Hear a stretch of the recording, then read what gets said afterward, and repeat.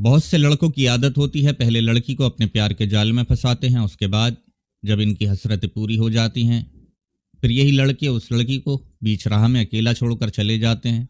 आज की कहानी भी एक ऐसे ही लड़के की कहानी है जो हर लड़की से वही वादा करता था कि मैं तुमसे शादी करूंगा, मैं तुमसे बेतहाशा मोहब्बत करता हूँ। हर लड़की उसके वादे की गुलाम बनकर रह जाती थी और एक रोज़ अचानक वो लड़का उस लड़की को छोड़कर चला जाता था। ये कहानी है, एक शख्स था, एक लड़का था जिसका नाम पप्पू था। हर लड़की से इसी तरह के वादे किया करता था। पप्पू की ज़िंदगी में एक रोज़ रानी नाम की एक लड़की आती है। रानी पप्पू से बेतहाशा मोहब्बत करने लगती है। पप्पू भी रानी से वही सब वादे करता है कि वो उससे शादी करेगा, हर मोड़ पर उसका साथ निभाएगा। रानी अपने प्यार पर बड़ा विश्वास करती थी, यकीन करती थी। एक रोज़ पप्पू रानी को फ़ोन करता है और अपनी आवाज़ में शहद घोलकर रानी से कहता है कि आज मुझे तुमसे मुलाकात करनी है। रानी कहती है कि रोज़ ही तो मिलते हैं, इसमें नया क्या है। पप्पू कहता है कि आज मैं तुमसे अकेले में मिलना चाहता हूँ। और जब इस तरीके की वो बातें करता है तो अपने बॉयफ्रेंड के इस रोमांटिक अंदाज पर वो अपनी रजामंदी दे देती है कि ठीक है चलो मिलते हैं। पप्पू अपनी मोटरसाइकिल लेता है, रानी को अपनी बाइक पर बिठाकर अपने गांव से बाहर जाता है, दूसरे शहर जाता है। वहाँ पहले तो दिन भर उसको शॉपिंग कराता है, घुमाता है, फिराता है, क्योंकि हर लड़की के ऊपर पप्पू पैसे भी खर्च किया करता था और लड़की आसानी से उसके चंगल में फंस जाती थी। रानी को भी सारा दिन वो शॉपिंग कराता है, यहाँ वहाँ घुमाता है। इसके बाद एक होटल का कमरा लिया जाता है। एक होटल के कमरे में दोनों बंद हो जाते हैं। पप्पू रानी के करीब आने की कोशिश करता है, रानी इनकार करती है तो पप्पू कहता है कि आज नहीं तो कल हमें शादी तो करनी है और ये सब तो होना ही है। जब शादी का वो उसको यकीन दिलाता है, भरोसा दिलाता है, तो रानी भी कहती है कि चलो ठीक है। दोनों फिजिकल रिलेशन बनाते हैं।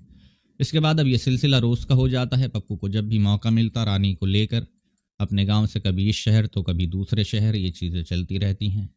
रानी को मालूम था पप्पू एक रोज़ उससे शादी करेगा, लेकिन एक रोज़ रानी के पैरों तले ज़मीन खिसक जाती है जब उसको पता चलता है कि जिस लड़के से वो प्यार करती है वो किसी और का होने जा रहा है, उसकी शादी होने जा रही है।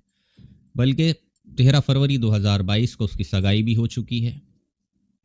इससे पहले रानी ये चीज़ें नोट कर रही थी कि पप्पू उसको इग्नोर कर रहा है और रानी बड़ा परेशान थी इन चीज़ों को लेकर कि पप्पू उसके फ़ोन क्यों नहीं उठाता है, उसको इग्नोर क्यों कर रहा है। एक रोज़ उसको पता लग ही जाता है कि अब पप्पू की सगाई कहीं और हो चुकी है, वो किसी और का होने जा रहा है। रानी बड़ा टूट जाती है, लेकिन इस कंडीशन में वो बड़ा हिम्मत से काम लेती है और वो अपने परिवार को सारी चीज़ें बताती है कि मैं एक पप्पू नाम के शख्स से प्यार करती हूँ। उसने मुझे शादी का वादा करा था, प्यार का झांसा दिया और मेरे साथ ऐसे ऐसे फिजिकल रिलेशन बनाए।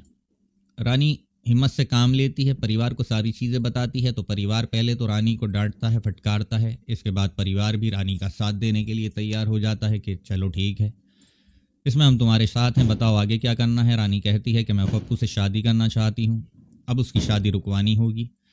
इधर पप्पू के घर में सारे मेहमान इकट्ठा थे, उसकी शादी होने जा रही थी। 15 फरवरी को रानी ने पप्पू के घर जाने से पहले एक नज़दीकी थाने में शिकायत करी कि वो ऐसे ऐसे पप्पू नाम के शख्स से प्यार करती है।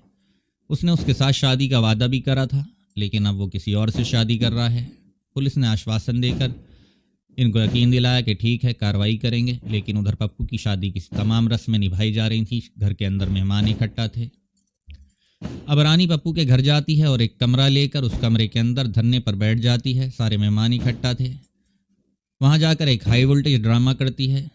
घर वाले भी उसके साथ जाते हैं। रानी कहती है कि मैं इस घर की बहू हूँ, पप्पू मुझसे प्यार करता है, मैं उससे प्यार करती हूँ और उसने मुझसे शादी का वादा करा था, अब किसी और के साथ वो शादी कर रहा है, मैं होने नहीं दूंगी। क्योंकि रानी ने सोचा था कि जब वो ऐसा करेगी पप्पू के साथ, उसके घर जाकर धरना देगी, तो जो लड़की वाले हैं वो खुद ही इस शादी से इनकार कर देंगे और पप्पू की शादी टूट जाएगी। लेकिन रानी की सोच गलत थी, ऐसा कुछ होता नहीं है। घर के अंदर रानी एक कमरे में धरने पर बैठ जाती है, लेकिन परिवार वाले अपने कामों में लगे रहते हैं। जितनी भी चीज़ें थीं वो अपने समय से चल रही थीं, जो रस्में थीं वो अपनी निभाई जा रही थी। सारी चीज़ें घर में उसी तरह से होती रहती हैं, लेकिन एक कमरे में रानी धरने पर बैठी रहती है। रानी के घर वाले उसको वहाँ छोड़कर चले जाते हैं और ये उनकी सबसे बड़ी भूल थी। रानी वहीं पप्पू के घर में बैठी थी। अब 16 फरवरी की रात 10 बजे अचानक रानी का फ़ोन ऑफ हो जाता है। रानी का भाई उसको फ़ोन करता है, फ़ोन लगता नहीं है। परिवार को चिंता होती है तो पप्पू के घर आते हैं। इधर पप्पू की बारात रवाना हो चुकी थी। घर के अंदर कुछ मेहमान थे, कुछ लोग थे। रानी के घर वाले उनसे आकर पूछते हैं कि रानी कहाँ है। कोई सीधे मुँह जवाब देने को तैयार नहीं था। अब रानी पप्पू के घर में परिवार को मिलती नहीं है। रानी गई तो कहाँ गई। इसके बाद परिवार पूरे गांव में रानी की तलाश करता है, लेकिन रानी कहीं नहीं मिल पाती है। इसके बाद पुलिस के पास जाया जाता है। अब इसके बाद परिवार भैरवगंज थाने जाता है। वहां जाकर थाना प्रभारी को सारी चीज़ें बताता है कि आपसे पहले ही हमारी बेटी ने शिकायत करी थी और इसके बाद वो पप्पू के घर धरने पर बैठी थी। अब रात 10 बजे के बाद से वो गायब है। पप्पू के घर भी नहीं है, उसका फ़ोन भी बन जा रहा है। हमारी बेटी की तलाश की जाए। परिवार ये सारी चीज़ें पुलिस को बताता है। पुलिस फिर से आश्वासन दे देती है कि ठीक है, काम करेंगे, ढूंढेंगे, तलाश करेंगे। लेकिन पुलिस अपना काम करती नहीं है। तो परिवार बगहा के एसडीपीओ कैलाश प्रसाद के पास जाता है। वहां जाकर उनसे गुहार लगाता है और कैलाश प्रसाद भैरवगंज थाने के थाना प्रभारी, जिनका नाम लाल बाबू प्रसाद था, उनसे जवाब तलब करते हैं। अब पुलिस यहाँ हरकत में आती है। पुलिस की नींद खुलती है। अब पुलिस पहली बार पप्पू को हिरासत में लेती है और उसको थाने लेकर आया जाता है। उससे जब सख्ती से पूछताछ होती है तो सारी चीज़ें सामने आ जाती हैं। इधर पप्पू की माँ और उसका एक भाई था, चचेरा भाई, उसको भी पुलिस थाने लेकर आती है। जब इन तीनों से पूछताछ होती है तो ये कबूल करते हैं कि उसी रात हमने 10 बजे के बाद ही 16 फरवरी की रात में ही रानी की हत्या कर दी थी और उसकी लाश पास के जंगल में एक गड्ढा खोद कर दबा दी है। अब पुलिस इन तीनों की निशानदेही पर उस जगह जाती है जहां पर ये लाश दबाने की बात कर रहे थे। वहां जाकर खुदाई की जाती है तो ज़मीन के 5 फीट नीचे से रानी की लाश निकलती है। पुलिस देखती है कि लाश के ऊपर बहुत ढेर सारा नमक भी डाला गया था। अब ये चीज़ें लेकिन सबूत थी कि नमक डाला गया है और परिवार ने जिस तरह से 16 फरवरी की रात में ही हत्या करी तो ये अचानक तो काम हुआ नहीं होगा, प्री प्लान इसकी हत्या की गई है।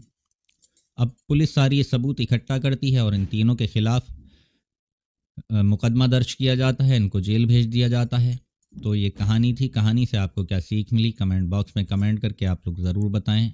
आज तीनों ही सलाखों के पीछे हैं और अपने अपने गुनाहों की सज़ा काट रहे हैं। हमारा मकसद समाज को जागरूक कराना है और समय समय पर ऐसी घटनाओं से आपको सावधान करना है ताकि आप भी और आपका परिवार सुरक्षित रहे, सावधान रहे। चैनल अभी नया है, आपके सपोर्ट की ज़रूरत है, तो चैनल को सब्सक्राइब ज़रूर कर लें और कहानी को ज़्यादा से ज़्यादा साझा भी करें अपने दोस्तों के साथ, उनसे भी सब्सक्राइब कराएं। तो कल फिर एक नई कहानी के साथ आपसे मुलाकात होगी। तब तक आप अपना ख्याल रखें। धन्यवाद। जय हिंद।